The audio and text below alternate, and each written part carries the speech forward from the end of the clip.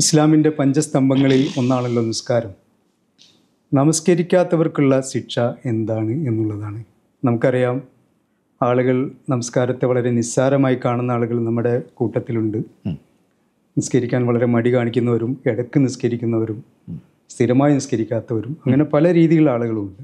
അപ്പം നിസ്കാരം ഉപേക്ഷിക്കുന്നവർക്കും ഈ ഇടയ്ക്ക് നിസ്കരിക്കുന്നവർക്കും ഒക്കെയുള്ള ശിക്ഷ എന്താണ് എന്നുള്ളതാണ് മറ്റൊരു പ്രേക്ഷകൻ ചോദിച്ചിട്ടുള്ളത്. മാഷാ അല്ലാഹ്, ബാറക്കല്ലാഹു ഫീക്കും. ഇവിടെ ആദ്യം തന്നെ നമുക്ക് പറയാനുള്ളത് നമസ്കാരത്തിൻ്റെ ഒരു പ്രാധാന്യം എന്ന് പറഞ്ഞാൽ നബി സല്ലല്ലാഹു അലൈഹി വസല്ലം പറഞ്ഞത് ഒരു വിശ്വാസിയെയും അവിശ്വാസിയെയും വേർതിരിക്കുന്ന പ്രധാനപ്പെട്ട ഘടകങ്ങളിലൊന്ന് നമസ്കാരമാണ്.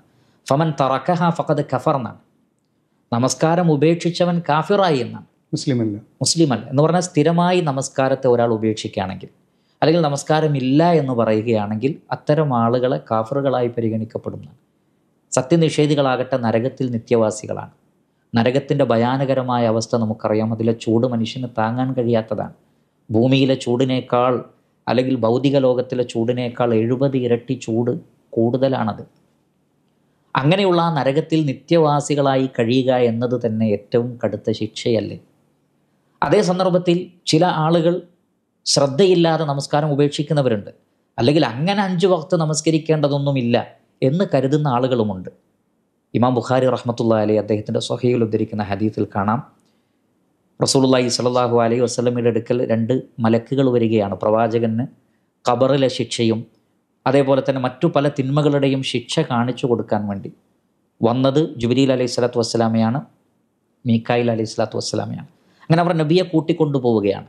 അങ്ങനെ പ്രവാചകന് പല കാഴ്ചകളും കാണിച്ചു കൊടുത്തതിൽ ഒരു കാഴ്ച നബി സല്ലല്ലാഹു അലൈഹി വസല്ലം പറയുകയാണ്, വ ഇന്ന അതൈന അലാ റജുലിൻ മുൽതജിഇൻ വ ഇദാ ആഖറു ഖായിമുൻ അലൈഹി ബിസഖറത്തിൻ.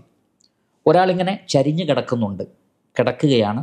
തൊട്ടടുത്ത് ഒരാൾ ഒരു വലിയ പാറക്കഷ്ണവുമായി നിൽക്കുന്നു. എന്നിട്ട് ആ ഹദീസിൽ കാണാം, ഈ പാറക്കഷ്ണം കൊണ്ട് കിടക്കുന്ന ആളുടെ തലയിലേക്ക് എറിയുകയാണ്. എറിഞ്ഞിട്ട് ആ തല ചതഞ്ഞരഞ്ഞു പോകും, ഈ കല്ലുരുണ്ടു പോകും. എന്നിട്ട് വീണ്ടും ആ കല്ലെടുക്കാൻ വേണ്ടി പോകും. ആ കല്ലെടുത്ത് തിരിച്ചു വീഴുമ്പോഴേക്ക് തല പഴയ രൂപത്തിൽ തന്നെ ആയിട്ടുണ്ടാകും. വീണ്ടും ഇത് എറിയുകയാണ്. അങ്ങനെ ഖിയാമത്ത് നാൾ വരെ ഇത് തുടരുന്നു എന്ന് നബി സല്ലല്ലാഹു അലൈഹി വസല്ലമക്ക് അവർ കാണിച്ചു കൊടുക്കുകയാണ്. ഖബറിലെ ശിക്ഷയാണ്. ഇത് ഖബറിലെ ശിക്ഷയാണ്. അപ്പോൾ നബി സല്ലല്ലാഹു അലൈഹി വസല്ലമ ചോദിക്കുന്നുണ്ട്, ഇതാരാണ്? അപ്പോൾ അവർ നൽകുന്ന മറുപടി, ഫഇന്നഹു റജുലു യഖുദുൽ ഖുർആന ഫയർഫിദു. ഖുർആനൊക്കെ പഠിച്ച ആളാണ്, പക്ഷേ ആ ഖുർആൻ അനുസരിച്ച് അയാൾ ജീവിച്ചില്ല. വയനാമു അനിസ് സ്വലാത്തിൽ മക്തൂബ. നിർബന്ധ നമസ്കാരം ഉപേക്ഷിച്ച് കിടന്നുറങ്ങുന്ന ആളാണ്. അപ്പോൾ നമസ്കാരം ഉപേക്ഷിക്കുന്ന, അതിനൊരു ഗൗരവം കാണാത്ത ആളുകൾക്ക് ഖബറിൽ വെച്ച് ലഭിക്കുന്ന ശിക്ഷയാണ് ഇത്രയും വലിയ ശിക്ഷ. മറ്റൊരു ഹദീസിൽ കാണാൻ സാധിക്കും, സ്ഥിരപ്പെട്ട ഹദീസാണ്. നബി സല്ലല്ലാഹു അലൈഹി വസല്ലം പറയുകയാണ്, ഉമിറ ബി അബ്ദിൻ മിൻ ഇബാദില്ലാ അൻ യുദ്റബ ഫീ ഖബ്രിഹി 100 ജൽദത്തിൻ. ഖബറിൽ വെച്ച് 100 അടി അടിക്കാൻ, ഒരാൾക്ക് 100 അടി കൊടുക്കാൻ കൽപ്പന ഉണ്ടാകും.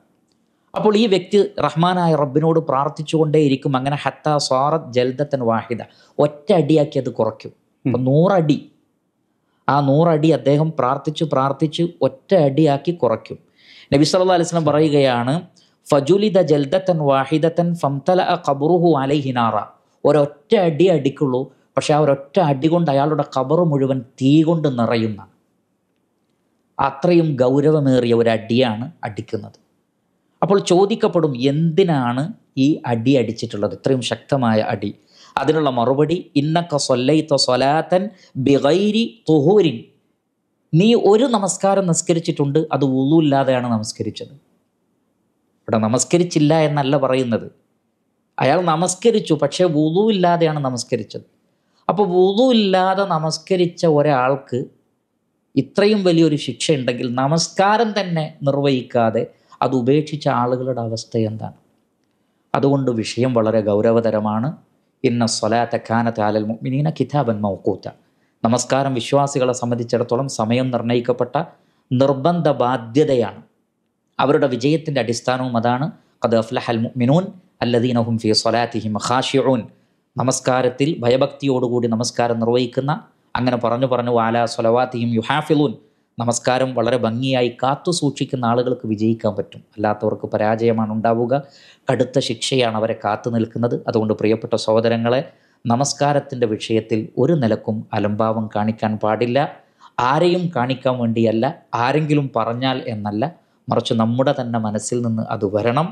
എന്നിട്ട് ഈ ശിക്ഷകളെ സംബന്ധിച്ച് ഓർത്ത് റഹ്മാനായ റബ്ബിനെ ഭയപ്പെട്ടുകൊണ്ട് വീഴ്ച വരുത്താതെ നമസ്കാരം കൃത്യമായി നിർവഹിക്കുക. എങ്കിലേ നമുക്ക് വിജയിക്കാൻ സാധിക്കുകയുള്ളൂ. അല്ലാഹു സുബ്ഹാനഹു വ തആല അനുഗ്രഹിക്കുമാറാകട്ടെ. ഇതിനോട് ചേർത്തൊരു ഉപചോദ്യം ചോദിക്കാം. ഇവിടെ പ്രവാസികൾക്കിടയിൽ, പ്രത്യേകിച്ച് നമ്മൾ ഗൾഫുകാർക്കിടയിൽ കാണുന്ന ഒരു പ്രവണതയാണ്, നിസ്കാരത്തിന് അത്ര ഗൗരവം കൊടുക്കുന്നില്ല. അവർ ചില നിസ്കാരങ്ങൾ ഉപേക്ഷിക്കുന്നു, ചിലപ്പം ഒന്നിച്ച് നിസ്കരിക്കുന്നു ജോലിയുടെ കാരണം പറഞ്ഞ്. അതുപോലെ നോമ്പ് നോൽക്കുന്നു, സുന്നത്ത് നോമ്പ് നോൽക്കുന്നു, അതിനൊന്നും ഒരു മുടക്കം വരുത്തുന്നില്ല. നോമ്പ് നോറ്റാൽ പോലും നിസ്കരിക്കാതെ ഇരിക്കുന്ന ആളുകളെ നമുക്ക് കാണാൻ സാധിക്കുന്നുണ്ട്. അത്തരം ആളുകളോടുകൂടി താങ്കൾ ഈ വിഷയത്തിൻ്റെ ഒരു ഗൗരവത്തെക്കുറിച്ച്. അതെ, തീർച്ചയായും നാം ഈ പറഞ്ഞ കാര്യങ്ങളൊക്കെ തന്നെ അവർക്കും ബാധകമാണ്. പല ആളുകളും നോമ്പ് നോൽക്കുന്നുണ്ട്, സക്കാത്ത് കൊടുക്കുന്നുണ്ട്, പക്ഷേ നമസ്കാരത്തിൻ്റെ കാര്യത്തിൽ ശ്രദ്ധയില്ല. ചില ആളുകളുടെ ധാരണ എല്ലാ നമസ്കാരവും കൂടി രാത്രിയിൽ ഒറ്റയടിക്ക് നമസ്കരിച്ചാൽ ഖളാ വീട്ടിയാൽ മതി എന്നാണ്. അതൊരിക്കലും ശരിയല്ല. ഇന്ന സ്വലാത്ത കാനത്ത് അലൽ മുഅ്മിനീന കിതാബൻ മൗഖൂത, ഓരോന്നിനും അതിൻ്റെതായ സമയമുണ്ട്, ആ സമയത്ത് അത് നിർവഹിക്കണമെന്നാണ്. അതുകൊണ്ട് ളുഹർ നമസ്കരിക്കേണ്ടത് ളുഹറിന് നിശ്ചയിക്കപ്പെട്ട സമയത്താണ്, അസറും അങ്ങനെ തന്നെ.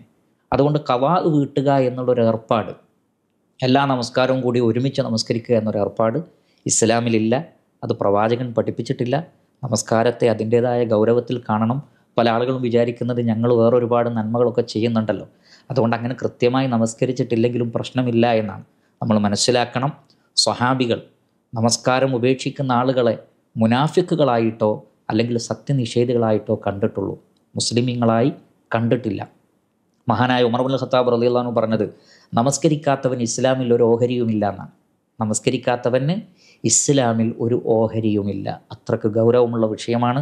സഹോദരങ്ങൾ അത് ഉൾക്കൊള്ളണമെന്നാണ് എനിക്ക് സ്വന്തത്തോടെന്ന പോലെ പറയാനുള്ളത്.